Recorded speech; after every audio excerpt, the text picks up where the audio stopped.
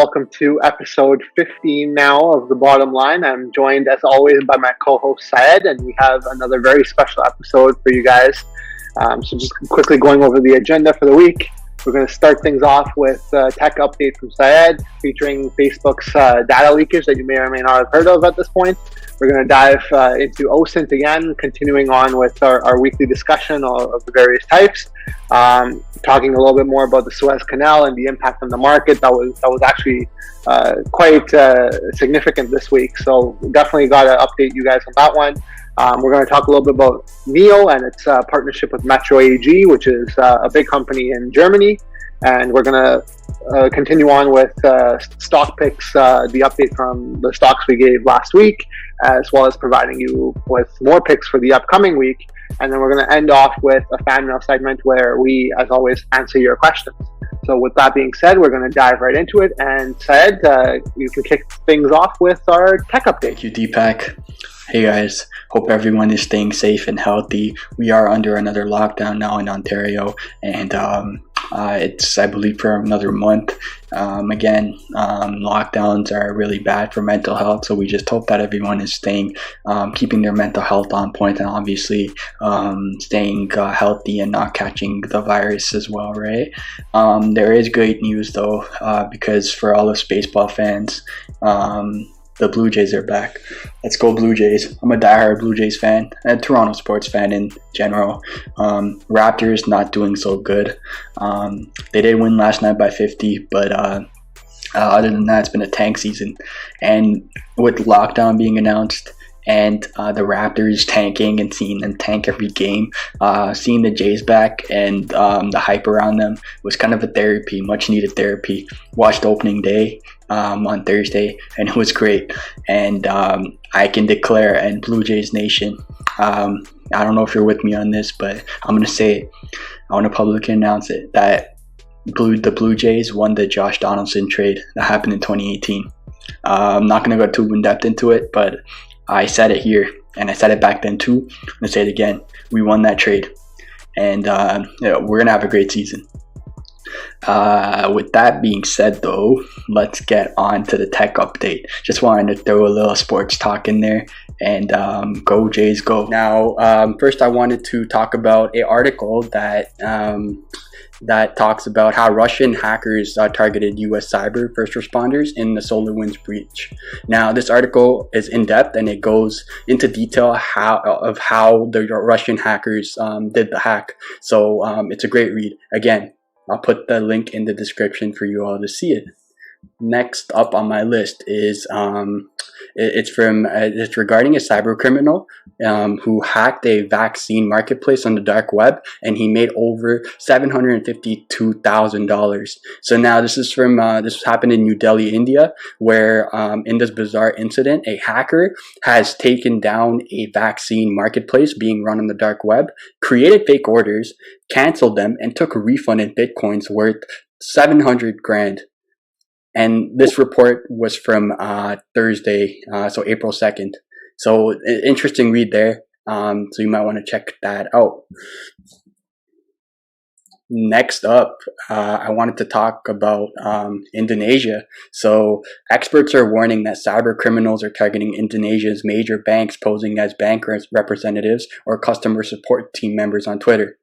Here at The Bottom Line, we always talk about phishing and social engineering, and this is a perfect example of that. So yeah, just wanted to let our viewers know of this scam going on there. So again, a great read, and this could happen anywhere. So that's why it's great for our viewers to know about this and have knowledge about it.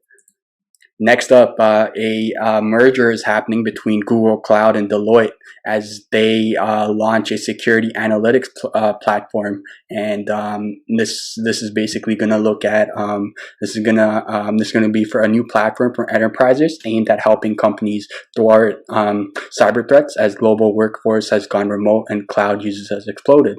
Obviously, of course, we're using cloud as well here too, right? During this podcast, we can't meet in person, so yeah. It's a great thing that Google and Google Cloud and Deloitte are partnering up to help companies stay secure. And then to save the most appealing news for last, the 500 million Facebook users found on the website for hackers. So I'm sure all of us have heard about this, but if you haven't, let me break it down for you. So what happened was more than 500 million Facebook users have found available on a website for hackers. So this information appears to be several years old, but it's another example of the vast amount of information collected by Facebook and other social media sites, and the limits to how secure that information is. Now, the availability of this data was first reported by Business Insider, and according to that publication, it contains information from 106 countries, including phone numbers, Facebook IDs, full names, location, birth dates, and emails. Facebook has been grappling with many data security issues for years, and I've brought that up on this here at the bottom line as well. That Facebook is not the best to use, like any of their companies, right? So like any of their apps, such as like Instagram, WhatsApp, and of course Facebook itself, right? So just a little history here. So like in 2018, the social media giant disabled a feature that allowed users to search for one another via phone numbers, following revelations that the political firm Cambridge Analytica had access to information on up to 87 million users without their knowledge or consent. So I'll put the links in the description below for you to read more about it. There's a lot there's a lot published for this incident, as obviously it's big. Facebook's a big player out there, but yeah, just wanted to let our viewers know about this. Yeah, and you know what? Like you said, like Facebook's really been known for these sort of data breaches and privacy breaches. So, I mean, once they acquired WhatsApp as well, a lot of people uninstalled WhatsApp because the main thing that attracted people to downloading WhatsApp was because it's more secure, right? But the second Facebook acquired it, people started abandoning it, and it's just like, it's shocking to me how many data leaks Facebook has had, and the fact that they haven't been able to really tighten things up. But again, like we've mentioned it on this podcast before, like you shouldn't put up any information that you aren't willing to lose, right? Because once it's on the internet, it's basically there for everyone to see. So, I mean, again, privacy is a big concern, but just be careful what you put out there, and know that your personal information can be accessed by anyone, no matter how secure they pretend that their platforms are. So always keep that in mind. Yeah, you brought up WhatsApp, and I just wanted to briefly let our viewers know that I did want to talk about WhatsApp and like how it's not secure. But just a great alternative to WhatsApp is Signal, the app called Signal, and you guys should definitely check it out and see if you can switch over from WhatsApp to that.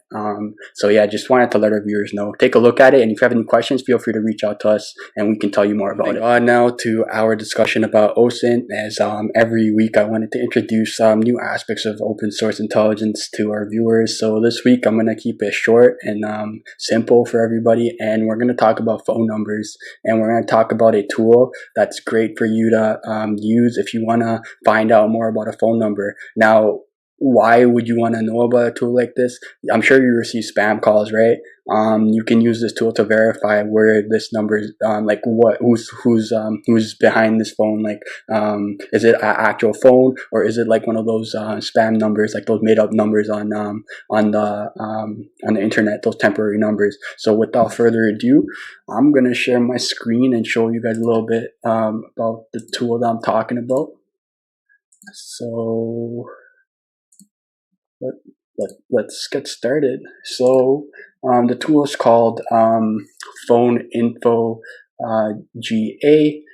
Before I get started, just wanted to let our viewers know, for those of you streaming the podcast as an audio, be sure to check out the YouTube video for this, as I am sharing my screen, and it'll be easier for you to follow along.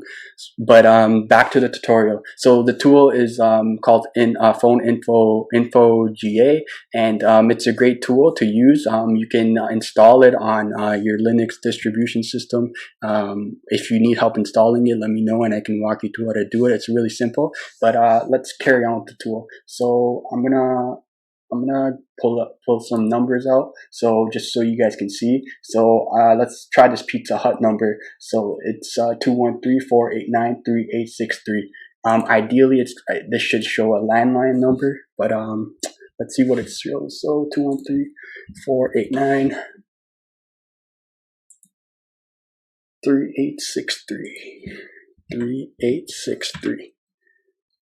So to run this, all you do is phoneinfoga, the app name, scan -n, which means number, and then you put the number in.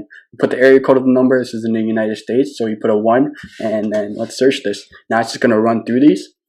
What it does first is, so let me walk you through this right here. So what it done first is it runs a local scan, trying to just determine what country it's from and stuff like that. +1 means from the US, like I mentioned. Now right here, it shows you the location of it, and then it shows you the country. Carrier, there's none because this is, like I said, a landline. It's the number of a Pizza Hut, right? Now, this is just like the basic information it gathers. Also, one thing I wanted to point out right here is it verifies if the number is true. Remember, I mentioned at the start of the segment that you want to verify a number, whether it's if it's an actual number or if it's a fake number, right? If this was a fake number, like a made up number, this would say false right here. But yeah, a great tool to do that. Here, it just does advanced Google searches.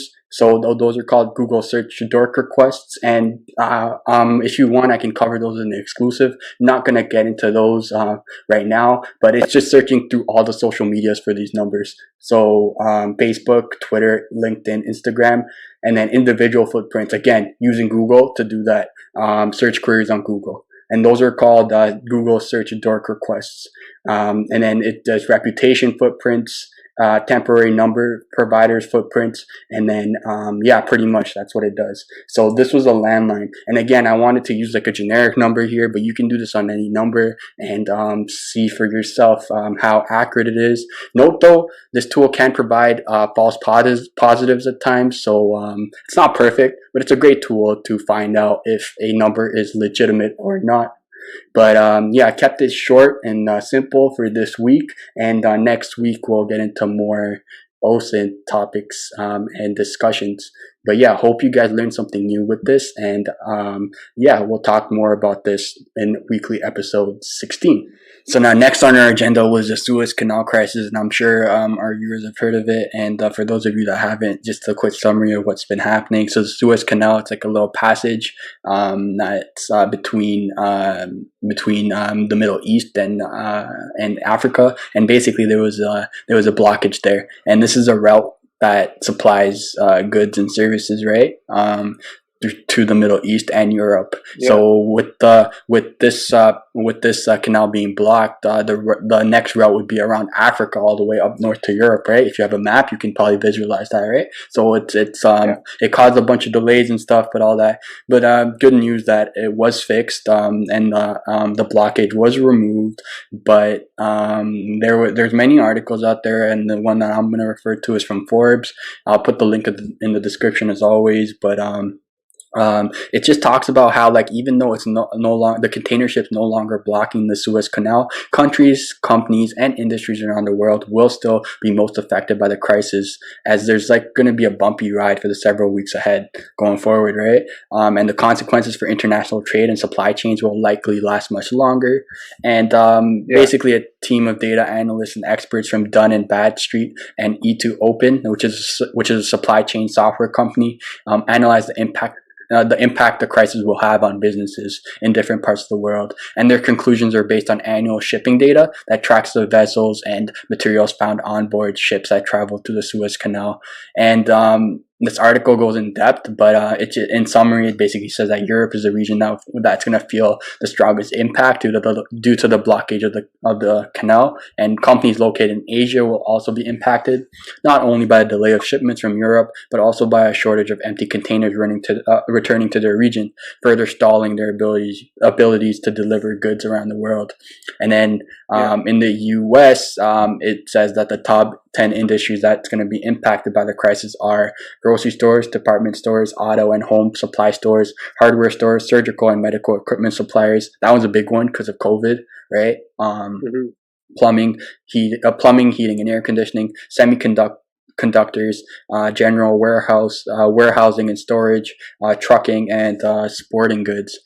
And then in Europe, it says the countries that are most going to be impacted are UK, Germany, Belgium, France, Netherlands, Italy, Switzerland, Spain, Turkey, and Austria.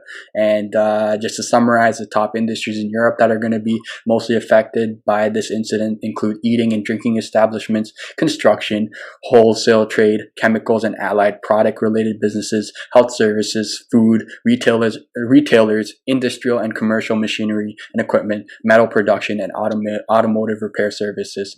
But this article goes more in depth, but I'm not gonna go through all of it right now. But feel free to read it in your free time if you're interested. Yeah, no, and just to add on there, like it accounts for 12% of all global trade, and based on the articles that I've read, like over $9 billion worth of goods passes through that waterway each day. So you can imagine how significant that is, obviously. But I think you mentioned all the industries that were affected by it. Really, it affects supply chain, and supply chain is a big umbrella term for all the industries you mentioned, right? But especially so for the grocery stores, the transport of commodities, like we talk about. Like, if you look back to the early days of COVID, one thing we saw was, for example, a toilet paper shortage because there was a lot of issues with supply chain, right? At the end of the day, so a lot of people, like, there was a lot of demand pent up, but they weren't able to meet it because of supply chain shortages and the delay in that supply chain. And a lot of these grocery stores actually order their goods on a just-in-time basis, right? It's so the way they've structured is that if there is a delay in the supply chain, they're not going to be able to have enough stock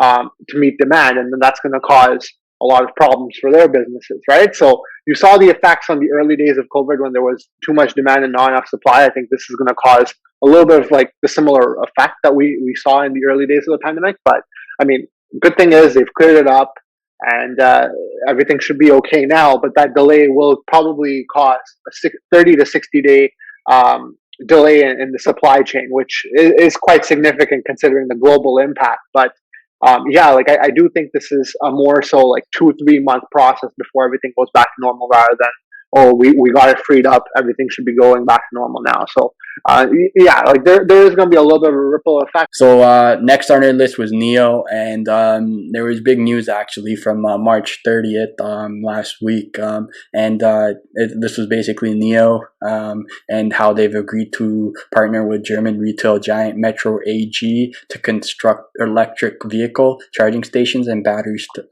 swap stations. And this was reported last week. So what really happened was that NEO signed a long-term strategic partnership deal with the China arm of Metro, as per the report. And the two companies will deepen cooperation in charging and battery swap infrastructure construction. And under the deal, NEO will build charging stations and battery swap stations in some malls of Metro China. Basically a bit about Metro AG. So they entered the Chinese market in 1996. And according to the company's Chinese website, that's according to the company's Chinese website, pardon me. And then to this date, the company has opened 97 shopping malls in China and employing more than 11,000 people and serving 17 million customers. And just a little history. Past month, NEO signed a similar deal with the Red Star McLaren Group to jointly build 60 charging stations and battery swap stations, according to a report.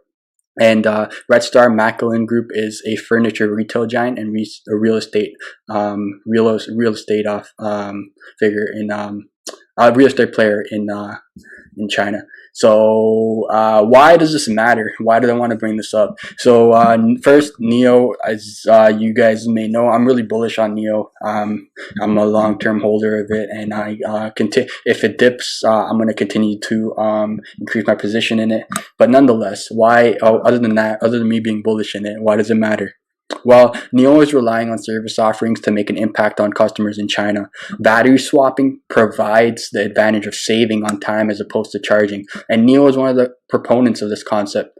Now, compare it with Tesla, and we had this discussion, I believe it was episode 14 and 13, one of them, when we talked about Cathie Woods' projections of Tesla. But anyways, Tesla is a big fan of battery charging rather than swapping. Meanwhile, Neo is opposite of that. As I mentioned, they rather swap batteries than charge. So I don't know. I think, in my opinion, swapping is better than charging, because swapping would allow for more runtime, right? Again, we'll see how Tesla does in the near future in regards to swapping and charging. Maybe they come up with the swapping solution too. But right now, Neo's ahead in that department, and Neo unveiled its next gen power swapping stations at the Neo Day in January this year, and I bought that up back in January here at the bottom line. And the power swapping stations can accommodate 13 batteries and has a daily capacity of 312 swaps. And in addition to Neo and Tesla, Chinese homebred Chinese companies such as Xpeng Inc, another EV, and Li Auto Inc are also looking for a piece of that lucrative Chinese EV market, right? Which is the world's largest. Speaking of the Chinese EV market, I'm not sure if your viewers know about this or not, but in Beijing, of course, it's a big populated city, right? One of the most populated cities in the world. In order to drive a gas vehicle, right? Vehicle that's running on fossil fuels or gas, right? You have to pay around 2,000 USD to drive it. Other than that, you can't drive. They won't give you like a plate number or insurance on your vehicle to drive. You gotta drive EV only. Now, I'm pretty sure we'll see Europe do this as well, because they want to move, I believe, to carbon free by 2050. I could be wrong on that. It could be before, but I know the US wants to do that the same as here. And even here in Canada, we kind of see that concept too with those HOV lanes, right? Where not only can you can ride by yourself in those HOV lanes, if you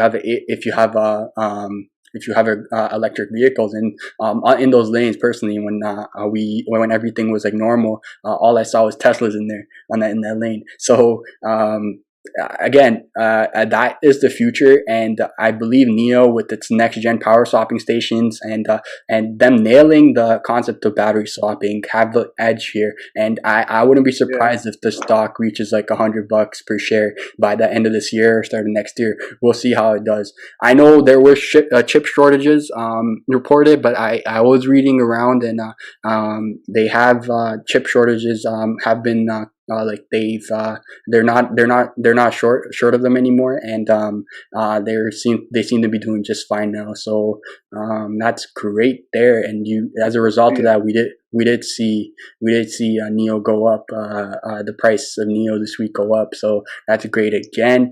But yeah, and also Cathie Woods. I know I'm going a bit long here, but I wanted to mention one last thing, which is Cathie Woods. So she's bullish on EV stocks, as we mentioned before, right? But she actually came out and talked about Neo as well. And once again, we'll put the links in the description of that, so if you want to check that out. But yeah, that was my take on Neo this week, and just wanted to let our viewers know of that. Anything to add, Deepak? I think the point that you bring up of charging versus battery swapping is an interesting one, because to me, I've looked at the history of battery swapping, and the reason why it failed the first time, and it did fail the first time, is because it had a lot of logistical issues in addition to high costs. So again, what's holding Tesla back from being the dominant vehicle of choice for the average consumer? It's cost, right? So Tesla's whole business model now to shift to the average consumer is to cut down costs. And how is it doing that? That's why it's going into charging, right? Neo, what it's going to do with battery swaps is it's going to run up the price, right? First of all, logistically, it's going to be a lot more to set up, and it's going to cost a lot more to have so many batteries in circulation, right? If they are assuming that it's going to be more commercialized and there's going to be more and more Neo vehicles on the road. So who's going to bear that additional cost? Is it going to be Neo? And if it is Neo, it's going to cut into their profit margins. Okay, so they're not going to be as profitable. Right now, they don't have any profits anyways, I don't think. I could be wrong, but little to no profits already. That would shrink its profit margin further. And Tesla, on the other hand, by going the charging route, they actually are reducing costs and they are able to provide a cheaper vehicle, and that's what they're going towards, right? So, like, if NIO doesn't want to do that and they don't want to bear the burden and take the profit margin cut that they would take in this scenario, they would have to put it onto the consumer. So now NIO is supposed to be the cheaper alternative to Tesla, but if they go with a battery swapping route and they put the cost on the consumer, all of a sudden they're going to be just as expensive as the current Tesla model. And to me, I think Tesla is a more luxury brand than a NIO is. And if they are very close in price, I still think Tesla has the edge just in terms of brand value. But you'd see them going in opposite directions in this way. NIO's cost is going to go up, so their vehicles might get more expensive going this route, versus Tesla can cut costs down and they become less expensive. So I still think Tesla has the edge here. I mean, I do understand the whole strategic reasoning behind NIO going the battery swapping route, but hey, I think Elon Musk knows what he's doing too, and he wants to go the charging route so that he can cut costs and ultimately make it more accessible for the average consumer to purchase a Tesla vehicle. So while I am bullish on the EV market as a whole, I do think that Tesla is set up to increase its profit margins, increase overall profitability, and cater to a larger target market than a NIO would by going basically the opposite direction. So that's just my 2 cents on it. Of course, if they are able to cut down the cost of the battery, I know they're exploring lithium as an alternative as well. Yep. If they are able to scale that and cut down costs, then maybe it does become more competitive. But at the moment, I don't think that's the case. So until something changes, I think Tesla still has the edge. Yeah, you mentioned popularity, but keep in mind that going forward, that China is the biggest EV market in the world right now.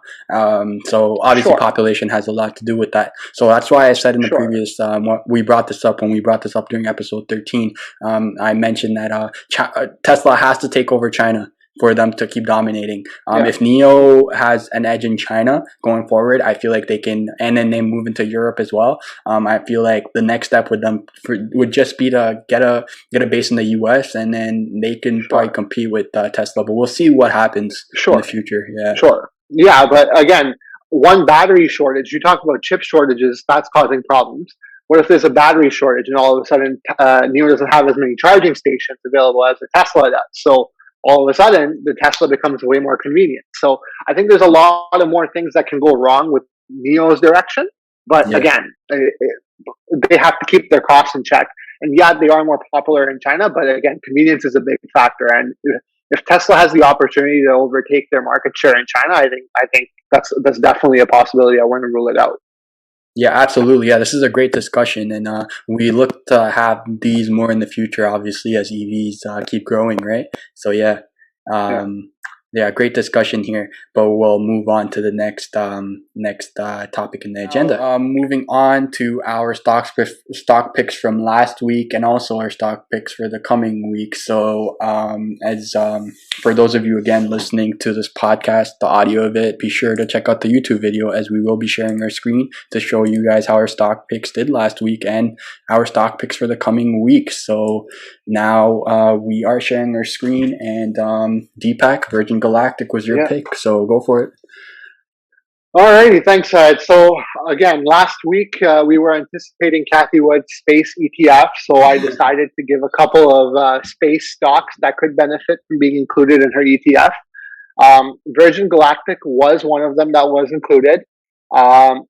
Unfortunately, they didn't see a massive run-up, but again, they still finished the week strong. So on open, it was actually at the start of the week, rather, I should say, it was around $29, and towards the end of the week now, it closed at around $30.75. So over the last 5 trading days, we can say it went up about 3.6%, which is not too bad actually in the grand scheme of things. But again, I had a little bit of a higher hope for this stock being included in the ETF, but I guess I can't go wrong with 3.6% gains either. So that was one of them, and the other one was Maxar Technologies. I don't think this one actually got included in her ETF, unfortunately. So you can kind of see when the news came out, the stock did go down quite a bit actually. really at the peak of its anticipation, you see it was at $49.37 right at that peak, and it went all the way down to 44.60, and that's actually in Canadian. So what you're seeing here is the US. Yep. But yeah, so it dropped almost 10%. So again, it was a little bit disheartening to see it not included, but again, it did rebound fairly well, and we actually closed the week up about 3.8%. So similar to Virgin Galactic, we saw modest gains, but gains nonetheless. So about 3.5% for both of them. So not too shabby, but was hoping for better, but I'll settle for this. Let's just put it at that. Yeah, that's okay. Hopefully, it does keep going up, and it could be a great long-term hold. Next up on the list was Braille Energy Systems. Let me just pull up the chart. This is not the chart. Let's go stock. There it is. Okay, so Braille Energy Systems again. This was a penny stock, and it stayed around the 60-cent mark last week. So let's take a look. It was down. It was down to 50 cents last week Friday.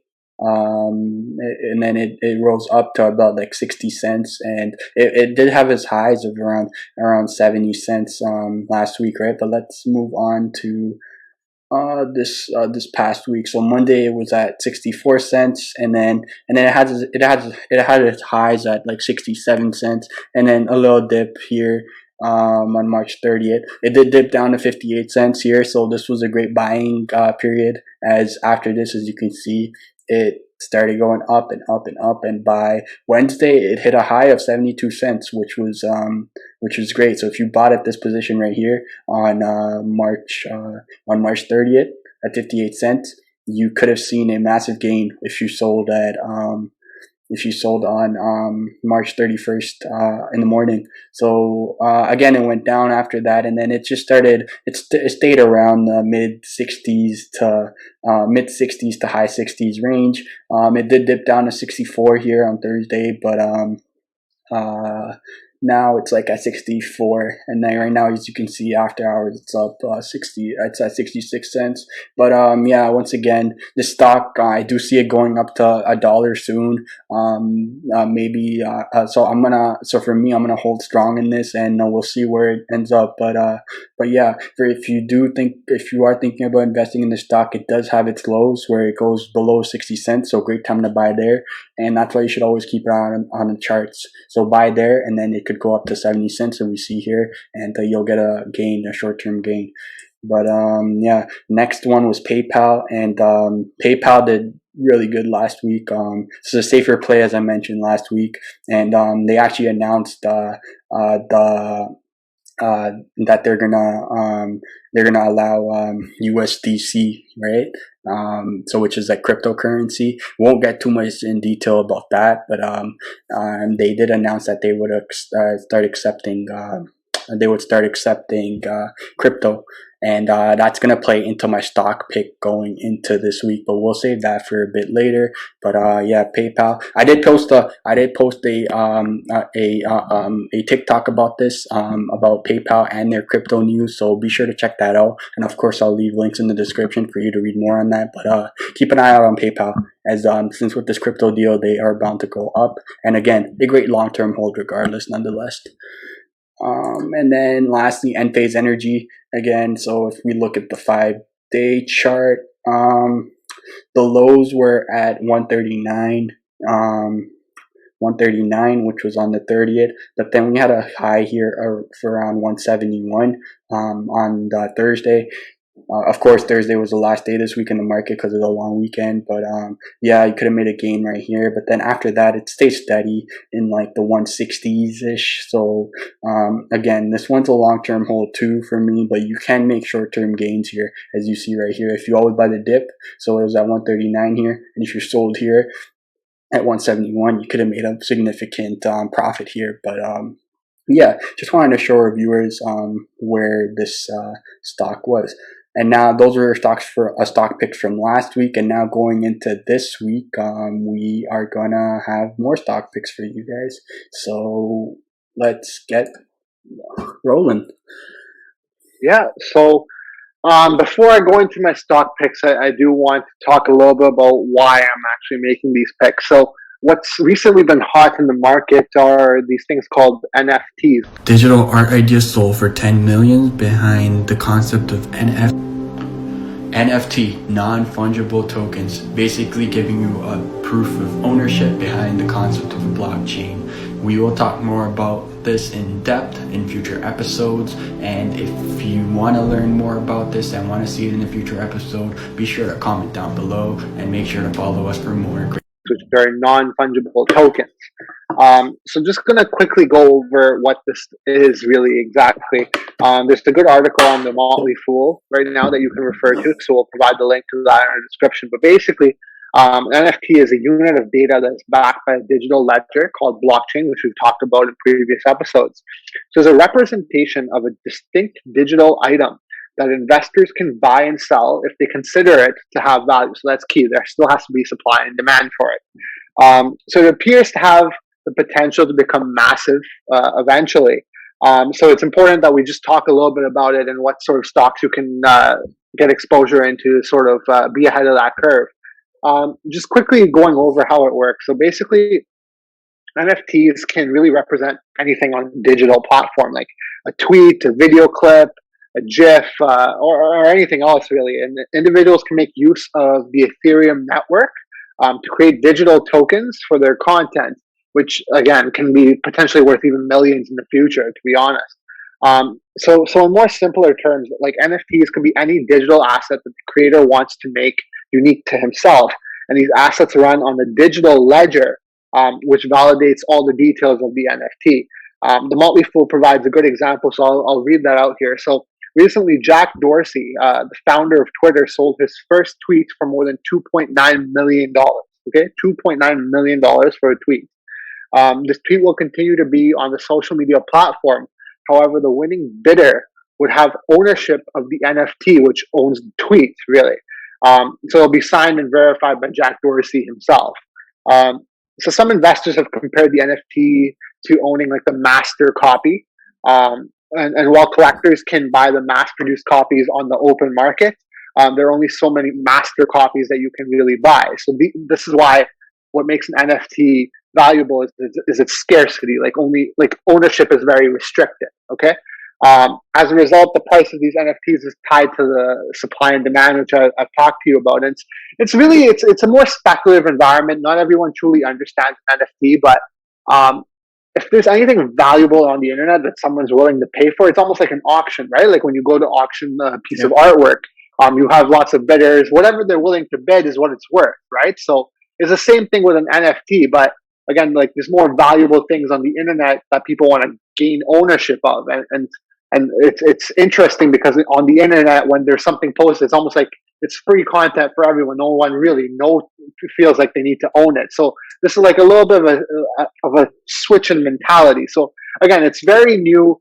Not many people understand it. We'll go into it in more detail in a future episode, but I did want to introduce it because it is gaining a lot of steam in the market. So with that being said, I actually wanted to talk a little bit about a couple of stocks that are NFT plays. So the first one here is FNKO, Funko. So I'm going to talk a little bit about these as well. So Funko sells its products to specialty retailers, mass market retailers, e-commerce sites, and distributors at special licensing and comic book shows, conventions, and their exhibitions. So Funko actually holds licenses to make characters from popular shows such as the Game of Thrones, or The Walking Dead, Disney, Marvel, Harry Potter, the works, right? So again, it's something that has value and someone is willing to pay for, which follows the laws of supply and demand. And you can see it's in its performance, even if you go at the 1 month chart side, if you click on the 1 month, yes, sir. Yep. You can actually see from the start of March, really, you've seen dramatic growth here, right? It was $12.90, and now it's well over $20, and I think it has a lot more room to grow. So again, like it's gaining more and more popularity. I'll talk a little bit about the others very quickly. ImagineAR Inc, ticker IPNF. This is more of a penny stock. So just a little bit about the company. They provide an augmented reality AR platform that enables businesses sports teams and organizations to create and implement their own augmented reality campaigns with no programming or technology experience. The company's products include ImagineAR augmented reality platform that allows the choice of engagement by marker, location, and web-based. So again, this is another one you saw on Thursday. It went up about 30%, which is absolutely crazy. These are the kind of gains we do want to see on the bottom line, though. So I think this is better than the 3.7% that I showed you with space. But even let's look at the 1 month chart there, Syed. Yes, sir. Let's take a look. So again, there was a lot of hype leading up to it. It started around 19 cents at the start of the month. Saw a massive rally. It pulled back a little bit again, but towards the end of the month, it started gaining steam again. So again, it is clearly in an uptrend, and the 31% almost rally in one day leads you to think that that strong close will lead to a lot more growth coming forward. And then let's move on to the last one I had, which was Fandom Sport Media. So just a little bit more about this one. It's a live sports and esports entertainment company which aggregates, curates, and produces fan-focused content. The company's principal product is Fandom Sports App, a mobile application for unfiltered, raw sports talk. Its application allows sports fans to unleash their primal sports passions, pick fights, and rewards. The company also develops Fandom Sports Entertainment Platform, a microservices platform for esports with Blaze blockchain technology.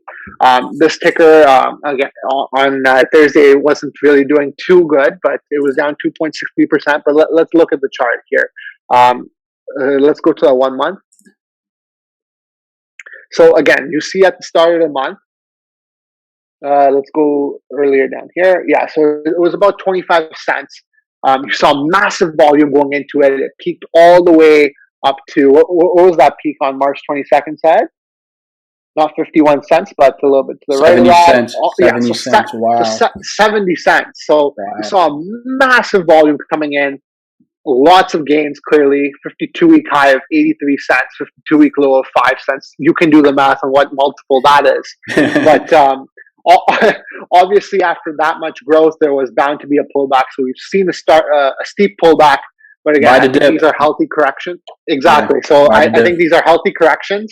And I think after this massive correction, it might be a good buying opportunity. But again, I do want to stress again, we're not financial advisors. This is a very speculative investment. Obviously, you can tell by the share price. It's very speculative.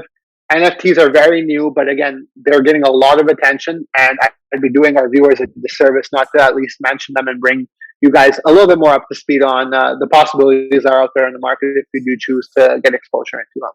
Yeah, thank you for bringing up NFTs because it is trending, and we did make a post about it, a TikTok about it, and we did plan to talk about it in our future episodes. But I just wanted to let our viewers know that it's not easy as like it may seem to set up an NFT too, because it's run by the Ethereum blockchain, right? And there's something called gas prices that you gotta pay for you to create an NFT, and those cost a lot. So just wanted to give a little teaser of what's to come and what we're going to talk about when it comes to NFTs, and we're going to walk you through how to potentially create one, what platforms you can use to create one. But I just wanted to put that out there. It's not easy, and like it's not profitable as you think, because it's way more than that. And a lot of times you see on the internet people only showing you their gains, right? That they sold a piece of art for 70K or whatever it may be, but that's not always the case. You always got to look deeper into it and see how it works, and that's why we want to tell you. That's what we want to tell you guys. So look forward to that. We'll have that dropping for you in the near future on an exclusive, probably on NFTs. Now, moving on now to my stock picks for this week. So I told you guys when I was mentioning PayPal that I wanted to save a stock for later, and that stock is called MARA, so Maratjon Digital Holdings. When this stock heard the news for PayPal, it went up. So if you look at the 5 day right here, it went up. So right now, it started at like 34. Let's see, Monday right here. So it started at 39 USD on Monday at the start of the week, and the PayPal news came, I believe, March 30th or 31st, one of these days. And as soon as this the news came out, right, I believe, yes, it was March 31st. The stock went up. It went up to like $48, which it's at right now, right? And then it did have a little downfall to 48 again. But then it went up all the way to 51 on Tuesday. And imagine if you bought right here, right, at 34. You could have had a massive gain here. Again, you could do the math on the percentage, but again, this stock is a long-term hold as crypto gets bigger and bigger, and the crypto mining gets bigger. You can read more about this stock in your own time, and obviously do your own due diligence. We talk about doing your own due diligence on the bottom line, and the great resource I personally use is Yahoo Finance. They have great insight on stocks. So yeah, just one of the resources I use. But yeah, always do your due diligence here. But Maratjon Digital Holdings is a stock that I've been looking at and monitoring for a long time now. Ever since crypto has been bullish, right? And yeah, it's a great stock to look into and perhaps have a position in, and not too long term. Similar stock here. So whoops, I forgot to write stock here. Let's see. There it is. So Hive Blockchain Technologies. This one's a Canadian stock, and it's pretty much the same as Mara, and it's a crypto mining stock. And when it heard the news of PayPal, right, it went up too. As you can see, it was up to like $5.16 on Thursday, and at the start of the week, it was just at like $4.36. So again, as Bitcoin and Ethereum continue to go up, and people are bullish on crypto, these stocks like these, so Hive and Mara, and there's other ones too out there, but I don't want to mention them right now because I don't have positions in them. But Mara and Hive, as crypto is bullish, these will be too, and it's your you should keep an eye on these stocks. If you're not per se interested in investing directly into crypto, you can always invest into crypto stocks. So these are two great stocks that I wanted to mention to our viewers, and for them to keep an eye on. And again, I'm going to reiterate it too, that this is not financial advice. No matter if there's a red in our stock picks or a green, we'll show it to you. Even if we got hammered, we'll show them to you and show you that all our picks are genuine, and we have a position, and we don't want to only show you the greens, right? We'll show you the reds as well. So once again, not financial advice, just for educational and entertainment purposes. Always do your due diligence and know your risk tolerance. But yeah, those are the stock picks for this week, and we'll see how they do next week. We're almost to the end of our episode, so that's now we're gonna talk about the fan mail. So a question that came up to us was during one of the TikToks that we made. So we have a little TikTok series going where we talk about like powerful websites that you should know about, and a viewer on TikTok asked us if there's any websites out there for people identities, so like people searching for people using OSINT. And I did reply to this individual and told them a bunch of websites such as like 411 and Yellow Pages and all that. But with that being said, I just wanted to say that just like with stock picks, all these ethical hacking and OSINT stuff is for educational purposes only, and always we're not responsible if these things are used for illegal purposes or anything, because all we want to do is teach you guys these, so to keep you guys safe and aware of this stuff, right? So with that out of the way, let's go. First one's White Pages, True People Search, Fast People Search, FastBackgroundCheck.com, WebMe, PQ, sure we all know this one, but 411.com, Spokio, and that's them. Again, I didn't have much time to go into more detail about these or give you more websites, but I hope this was useful. Like and follow for that. Does this wrap up episode 15 of The Bottom Line?